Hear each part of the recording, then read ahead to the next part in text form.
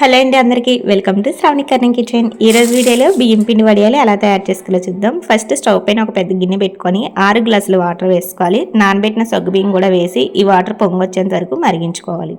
ఇప్పుడు వేరొక బౌల్ తీసుకొని 1 గ్లాస్ బియ్యం పిండి 2 గ్లాసెస్ వాటర్ వేసుకొని ఉండలు లేకుండా ఈ విధంగా కలిపి పక్కన పెట్టుకోవాలి. ఇప్పుడు ఒక మిక్సీ జార్ కానీ రోలు కానీ తీసుకొని పచ్చిమిర్చి అల్లం వేసి మెత్తగా గ్రైండ్ చేసుకోవాలి. ఇలా పేస్ట్ చేసుకొని ఇప్పుడు మరుగుతున్న వాటర్లో ఈ పచ్చిమిర్చి అల్లం పేస్ట్ వేసుకొని అలాగే రుచి సరిపడ సాల్ట్ కూడా వేసి మనం ముందుగా కలిపెట్టిన బియ్యం పిండిని కూడా ఇలా కలుపుతూ వేసుకోవాలి, లేదంటే ఉండలు కట్టేస్తుంది.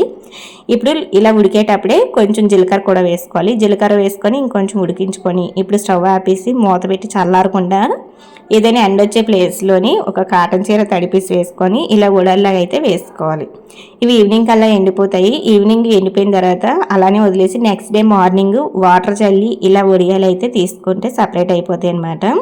ఈ వడియాలు మళ్ళీ ఒకసారి ఎండలో పెట్టుకొని బాగా ఎండిన తర్వాత ఇలా ఆయిల్లో వేసి ఫ్రై చేసుకుంటే మనకి వడియాలు అయితే రెడీ అయిపోతాయి. టేస్ట్ అయితే చాలా బాగుంటాయి. ఒకసారి మీరు తప్పకుండా ట్రై చేయండి. వీడియో నచ్చినట్లయితే లైక్ చేసి ఫాలో చేయండి.